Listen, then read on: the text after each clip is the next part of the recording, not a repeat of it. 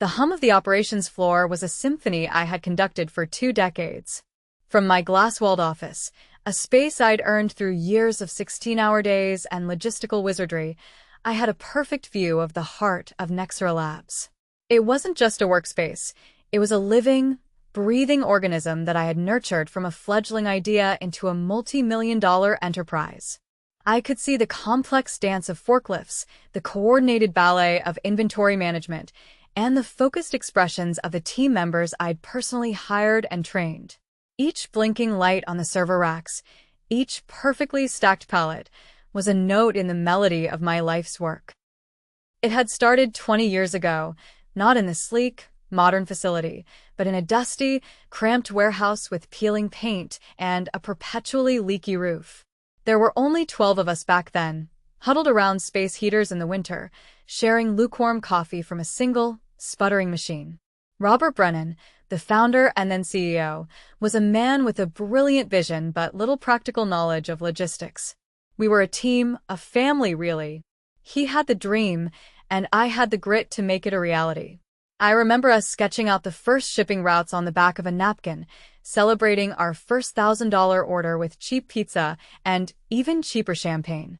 I built the systems, wrote the protocols, and managed every crisis, from catastrophic supplier failures to sudden blizzards that threatened to grind our entire operation to a halt. I was the bedrock upon which Nexera Labs was built. But bedrock, over time, can be mistaken for old stone. The change had been gradual at first. It started when Robert, with a proud gleam in his eye, announced that his son, Tyler, would be joining the company as Chief Operating Officer. Tyler was a caricature of a modern business school graduate. At 32, he walked with an unearned swagger. His suits were too sharp, his smile too smug, and his vocabulary was a minefield of corporate buzzwords he used to mask a profound lack of understanding. He spoke of synergizing verticals and optimizing paradigms, but couldn't tell a bill of lading from a packing slip. He saw my floor, my symphony, as an outdated relic. The comfortable, functional break room I designed was replaced with a sterile, minimalist space with uncomfortable metal chairs and an espresso machine no one knew how to use. He implemented a new, agile workflow management software that was so convoluted it added hours to everyone's day. My suggestions, born from 20 years of hands-on experience, were met with a patronizing pat on the shoulder and a breezy, "Thanks, Helen, but we're looking to innovate, not stagnate." The last 6 months had been a slow, agonizing slide into obsolescence. I saw the writing on the wall, etched in the condescending emails and the way he'd pointedly exclude me from strategic meetings. He was clearing the old guard to make way for his own team of young, bright-eyed graduates who, like him, had impressive degrees but no practical experience. He was convinced that youth automatically meant innovation. So, I prepared. Quietly, methodically, I began my own strategic transition. James Morrison, the vice president of operations at our biggest competitor, Beltries Optics, had been trying to recruit me for 3 years. Each time, I'd politely declined out of loyalty to Robert and the company we had built together. But loyalty is a two-way street, and the road at Nexera was fast becoming a dead end. I started taking James's calls. In the evenings, after the hum of the floor had died down, I sat in my silent office and created my arc. I meticulously documented every password, every vendor contact, every shipping protocol, every nuance of the inventory management system I had designed from scratch. I compiled 2 decades of process improvements, of hard-won knowledge, of relationships I had personally cultivated. I didn't see it as theft. It was a backup of my own work, a portfolio of my legacy. I saved it all to a heavily encrypted personal drive, an insurance policy against the inevitable. The day came on a Tuesday morning. The summons to Tyler's office was delivered via a curt instant message. His office was the antithesis of mine. Where I had photos of my team and charts detailing operational efficiency, he had abstract art and a single, pretentious orchid. The air was cold, sterile, and smelled faintly of expensive cologne. "Let's be honest, Helen," Tyler Brennan said, leaning back in his oversized leather chair with that smug smile I'd grown to despise. It was a smile that didn't reach his eyes, a thin, cruel slash across his face. He didn't offer me a seat. Women your age, he continued, steepling his fingers, just can't keep up with where this industry's headed. Technology moves fast, and frankly, I need people who can adapt. The words were like tiny, sharp icicles piercing my composure. 20 years. 20 years of my life, my passion, my soul, dismissed as if I were some outdated piece of equipment, a rotary phone in a smartphone world. My heart began to pound a furious, frantic rhythm against my ribs, a war drum of pure, unadulterated rage. I could feel the heat rising in my face, the tremor starting in my hands. But on the surface, I was a placid lake. I had rehearsed this moment in my mind 100 times. I forced the practiced, professional smile I had perfected over decades of dealing with difficult clients and even more difficult colleagues. I folded my hands neatly in front of me, a picture of calm acquiescence. I completely understand, I said, my voice a marvel of steadiness. His eyebrows shot up slightly. A flicker of surprise, maybe even disappointment, crossed his face. He'd clearly expected an argument, tears, perhaps some pathetic pleading. He had braced himself for a dramatic scene, and all he got was composed agreement from a 56-year-old woman who had seen enough corporate politics to know which battles were worth fighting and which were a waste of breath. This one was not a battle. It was the prelude to a war he didn't even know had been declared. Well, that's refreshing, he said, a little flustered, shuffling papers on his desk that he wasn't actually reading. I was prepared for this to be more difficult. Most people don't take terminations so well. I'm not most people, I replied, allowing myself a small, genuine smile this time. I stood up and smoothed the front of my navy blazer, a silent assertion of my own dignity. When would you like me to finish up my current projects? End of the week should be fine, he said, already turning his attention to his computer screen, dismissing me from his attention as easily as he had dismissed me from my job. Human resources will handle the paperwork. I walked out of his corner office, my head held high. I passed the glass walls that gave him a king's view of the entire operations floor, the floor I designed, optimized, and managed for 2 decades.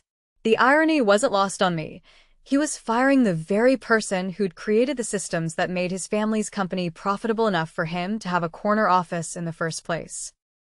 My name is Helen McRae, and until 5 minutes ago, I was the operations director at Nexra Labs, a tech distribution company here in Indianapolis. I'd started as a logistics coordinator when the company was just 12 employees cramped into a rented warehouse.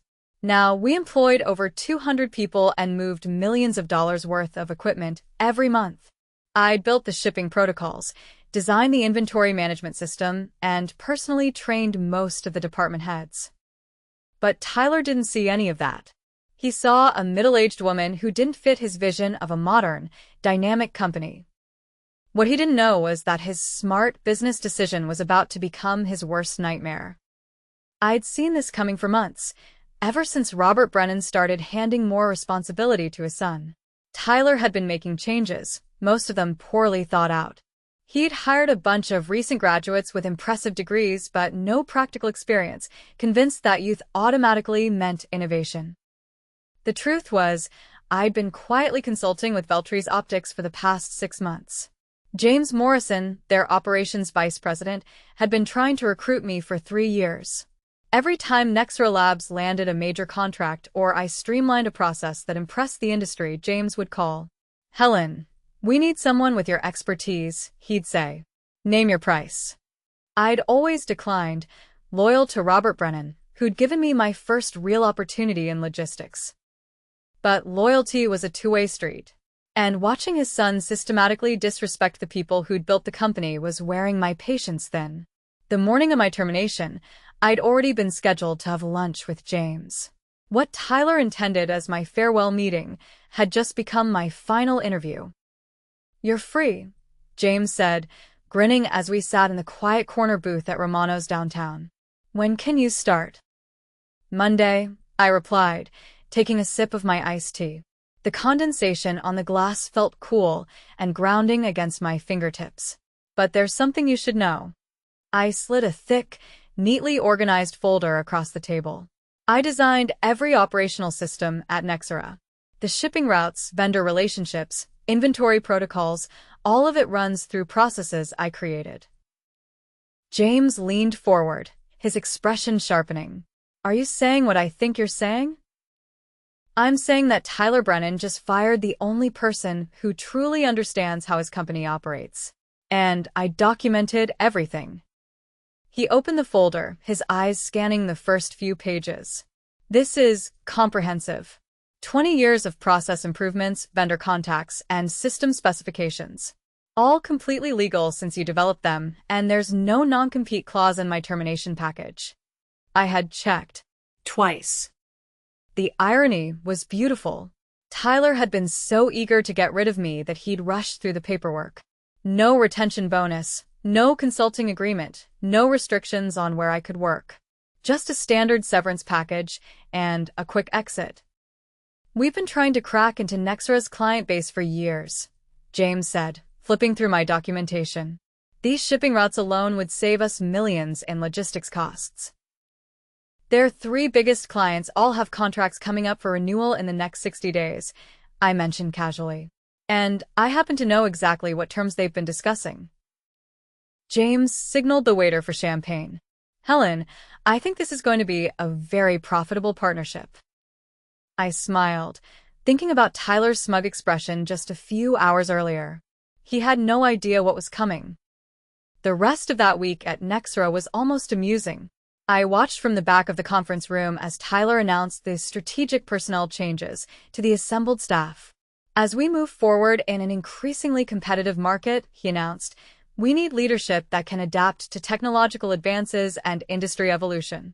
That's why we've made some strategic personnel changes. Confused glances were exchanged. Most of these people had worked with me for years. They knew exactly what strategic personnel changes meant. Helen McRae has decided to pursue other opportunities, Tyler continued, not even having the decency to acknowledge my presence in the room. We wish her well in her future endeavors. After the meeting, a steady stream of employees stopped by my office. Janine, my assistant operations manager, was the first. This is insane, she whispered, closing my door. Half our vendor contracts are in your name. The shipping software was your design. How does he expect us to manage without you? You'll figure it out, I said diplomatically, continuing to pack my personal items. Tyler seems confident in his new direction. What I didn't tell Janine was that I'd spent Monday and Tuesday meticulously documenting every password, every vendor contact, every process detail, and emailing it all to my personal account. Not theft, just a backup of my own work. After 20 years, I knew which systems would be the first to break down.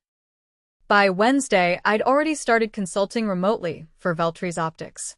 James had arranged for me to begin immediately, and we were moving fast. Their legal team had reviewed everything, confirming that my termination package included no restrictions on sharing industry knowledge I'd developed independently. Thursday morning, I made 3 phone calls. The first was to Patricia Holmes at Westel Distribution, our biggest client. Patricia and I had worked together for 8 years, and she'd always made it clear that her loyalty was to me personally, not to Nexera Labs. Helen, I heard rumors you were leaving, Patricia said when I called. Please tell me it's not true. I'm afraid it is. Tyler Brennan felt the company needed younger leadership. There was a long pause. That boy has no idea what he's lost. You've saved us millions in efficiency improvements over the years. Well, I'm joining Veltries Optics now. If you ever want to explore alternatives to your current distribution arrangement, send me a proposal, Patricia said immediately. Westel is always interested in working with professionals who understand our needs. The second call went to Gerald Perkins at Microsystems Corporation. The third, to Andrea Sullivan at Tech Solutions Plus. Both conversations followed the same pattern. By Thursday afternoon, Tyler's strategic personnel change had just cost Nexera Labs their 3 largest clients a combined value of $12 million annually. And he didn't even know it yet. Friday morning arrived with deceptive calm. I was scheduled to finish my last day at Nexera, cleaning out my office and supposedly transferring my responsibilities to Tyler's new operations manager, a 28-year-old named Bradley Brown with an MBA and exactly zero experience in logistics distribution. Tyler had hired Bradley straight from graduate school, convinced that fresh thinking would revolutionize their operations. What Tyler didn't understand was that logistics wasn't about revolutionary thinking. It was about relationships, experience, and understanding the thousand little details that kept complex systems running smoothly.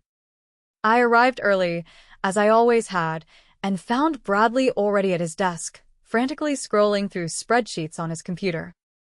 "Good morning, Bradley," I said pleasantly. "How are you settling in?" He looked up, stress evident in his eyes. "Helen, thank goodness you're here. I've been trying to understand the shipping protocols, but nothing makes sense. The software seems to be crashing every time I try to generate a route optimization report." I nodded sympathetically. The system can be temperamental. Did you update the vendor portal passwords? They reset automatically every 90 days. Vendor portal? Bradley looked confused. Tyler didn't mention anything about vendor portals. Oh, I paused, letting the implications sink in. Well, there are 17 different vendor systems that need to be synchronized for the routing software to work properly. Each has its own access credentials and update schedule. Bradley's face went pale. Could you walk me through it?" "I'd love to help," I said, glancing at my watch.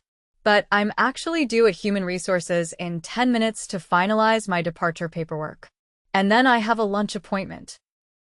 The truth was, my lunch was with Patricia Holmes from Westel Distribution, officially signing the contract that would transfer their account to Veltries Optics. But Bradley didn't need to know that. I spent the next hour in HR, going through the standard exit interview process. When they asked if I had any concerns about the transition, I smiled politely and said that Tyler seemed very confident in his new direction. Just as I was gathering my final belongings, my desk phone rang one last time. "Helen McRae, Operations Director," I answered out of habit. "Helen, it's Gerald Perkins at Microsystems. I need to discuss our contract renewal." "Of course, Gerald. What can I help you with?" "Well, I got a very interesting call from Veltries Optics this morning. They presented some compelling alternatives to our current arrangement. Before I make any decisions, I wanted to speak with you directly." I could see Tyler through his glass office wall, on a phone call of his own, gesturing animatedly. He looked pleased about something. "I appreciate that, Gerald, but as of today, I'm no longer with Nexera Labs. You'd need to speak with Tyler Brennan about any account concerns." "That's exactly what I was afraid of," Gerald sighed. "Helen, you've been our primary contact for 6 years. You know our needs, our timeline constraints, our budget parameters. Frankly, we're not comfortable working with anyone else." I understand completely. Business relationships are built on trust and experience. "Where are you going?" "Because wherever it is, Microsystems Corp would be very interested in following you there." I looked across the office at Tyler, who was still on his phone call, probably telling someone about his brilliant strategic decisions. "I'll be working with Veltries Optics starting Monday," I said. "James Morrison is their operations vice president. Very professional organization." "Perfect. Have James call me Monday morning. We'll want to discuss transitioning our account." As I hung up, I noticed Tyler's phone call had ended. He was staring at his computer screen with a frown, clicking furiously at something that apparently wasn't working. The real fun was just beginning. Monday morning brought the first wave of panic. I was settling into my new office at Veltries Optics when my old cell phone started buzzing with missed calls from Nexera Labs. 7 calls in the first hour, all from different numbers. James Morrison knocked on my door around 9 a.m., grinning like he'd won the lottery. 3 contracts, he said, holding up a folder. Westel, Microsystems, and Tech Solutions Plus. All signed with us this morning. Combined value, $12 million annually. That's wonderful, I replied, though I felt a small pang of something, not quite guilt, but a recognition of what this meant for my former colleagues. Tyler Brennan called our main line 4 times in the last hour. James continued. Apparently, their shipping system crashed this morning and none of their vendor portals are responding. I nodded thoughtfully. The quarterly authentication update probably triggered. All vendor passwords reset simultaneously on the first Monday of every quarter. It's built into the security protocol. And Tyler doesn't know this? Tyler doesn't know most things about operations. He assumed it was all automated. I pulled up the new client files on my computer. Have our logistics team schedule installation meetings with the new accounts. I want to do site surveys to optimize their delivery protocols. What I didn't mention was that those vendor passwords weren't just randomly generated. I designed the system myself, with access codes that followed a pattern only I knew. Tyler could eventually figure it out, but it would take time his clients didn't have. My personal phone rang again. This time, the caller ID showed Robert Brennan, Tyler's father and the actual owner of Nexera Labs. Mr. Brennan, I answered formally. Helen, what the hell is going on? Robert's voice was strained. Tyler tells me you left Friday, and now our whole system is down. 3 of our biggest clients called this morning threatening to cancel their contracts. I'm sorry to hear you're having difficulties, Mr. Brennan. Don't give me the corporate response, Helen. We've known each other for 20 years. Tyler said you left to pursue other opportunities, but this timing can't be coincidental. I chose my words carefully. Tyler felt that the company needed younger leadership, someone who could better adapt to technological advances. I respected his decision.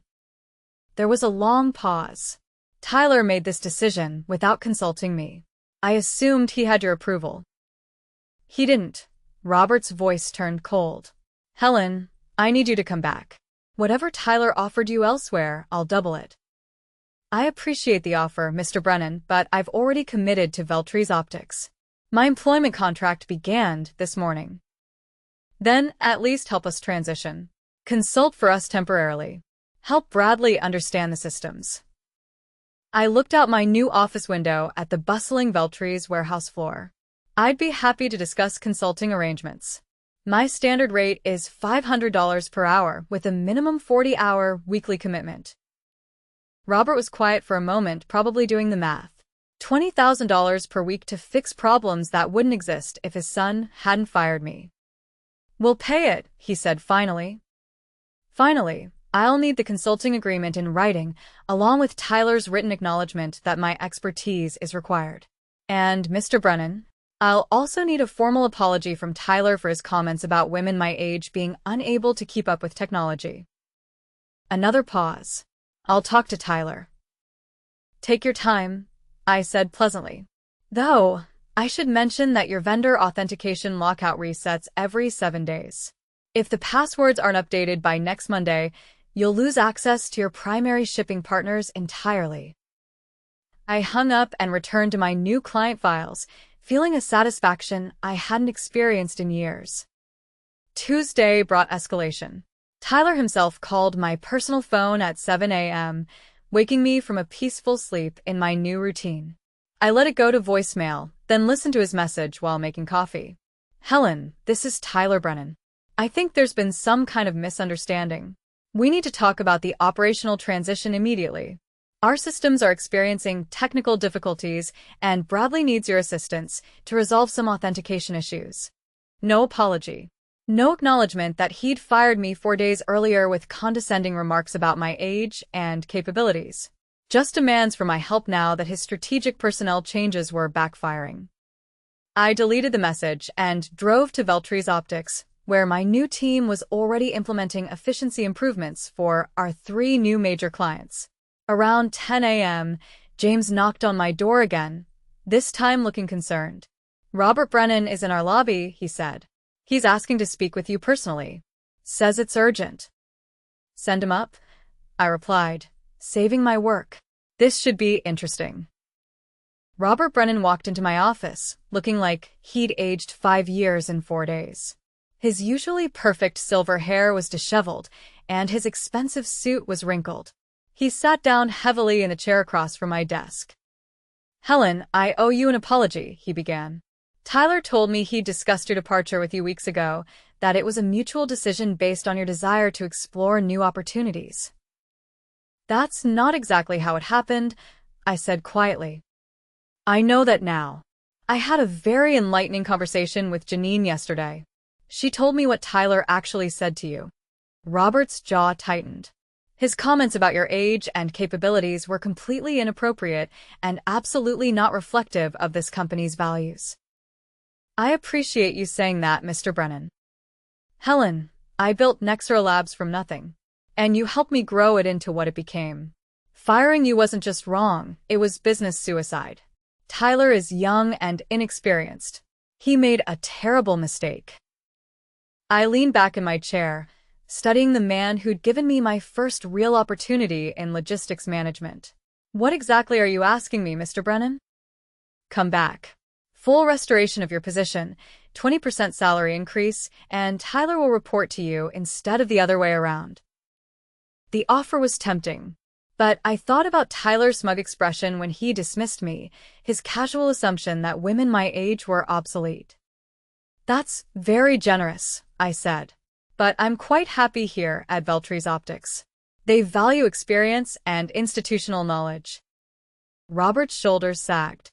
Then, at least help us salvage what we can. Our vendor relationships are destroyed. The shipping software is completely locked out. Bradley doesn't even know where to begin. I told you my consulting rate yesterday, $500 per hour, 40 hours minimum. I remember. He pulled out a contract from his briefcase. I had our legal team draft this last night. I reviewed the document carefully. It was comprehensive and expensive, but there was something missing. Where's Tyler's written apology? I asked. Robert winced.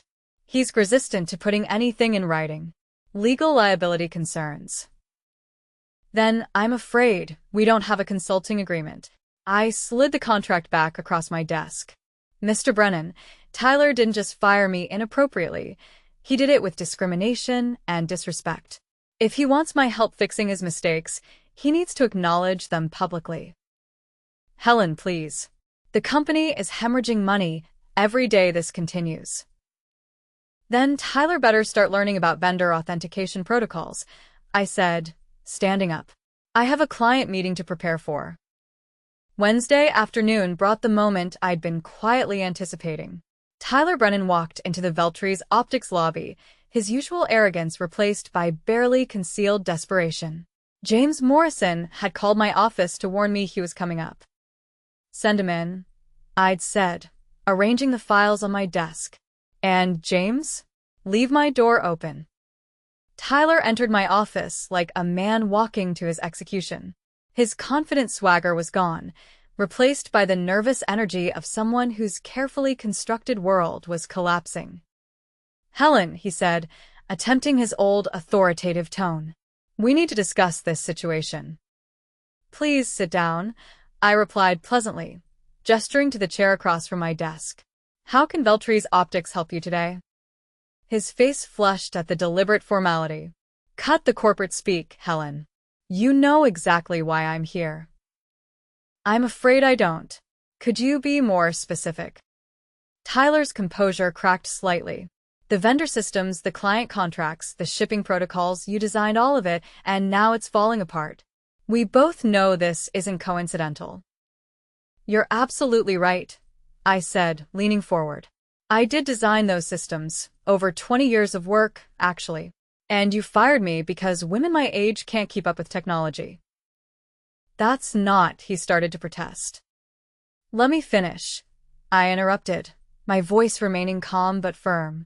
You dismissed me without consultation, without transition planning, and with discriminatory language. You assumed that innovation meant throwing away institutional knowledge. Tyler shifted uncomfortably in his chair. Look, maybe I was hasty.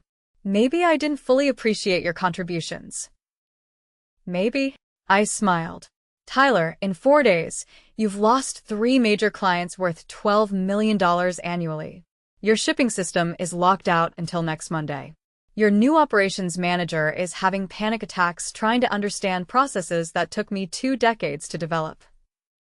So help us, he said desperately. Name your price. I leaned back in my chair, savoring the moment. My price is simple. A written apology, acknowledging your discriminatory comments and your mistake in terminating me, posted publicly to the company website and sent to every vendor and client. His eyes widened. That's career suicide. Perhaps, I replied. But it's also accountability. Thursday morning brought the collapse I'd been orchestrating since Monday. James Morrison burst into my office with barely contained excitement, holding his phone and a stack of reports. Helen, you need to see this, he said, spreading documents across my desk. Nexra Labs just lost their primary shipping contract with Continental Express. Their delivery network is completely shut down. I reviewed the termination notice with professional interest. Continental Express had been Nexra's backbone shipping partner for 15 years, a relationship I'd personally negotiated and maintained. Without them, Nexra couldn't fulfill any client orders.